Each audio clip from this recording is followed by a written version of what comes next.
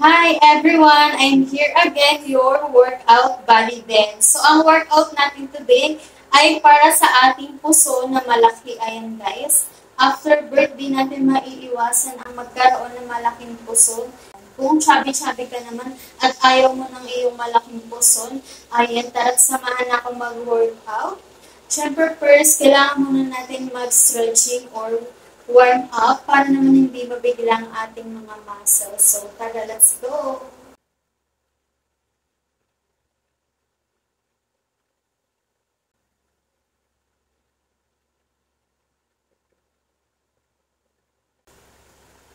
Kung bago ka pa lang sa channel ko, ay huwag kakalimutan i-click ang subscribe button and the notification bell para lagi kang updated sa mga bagong upload na workout routine.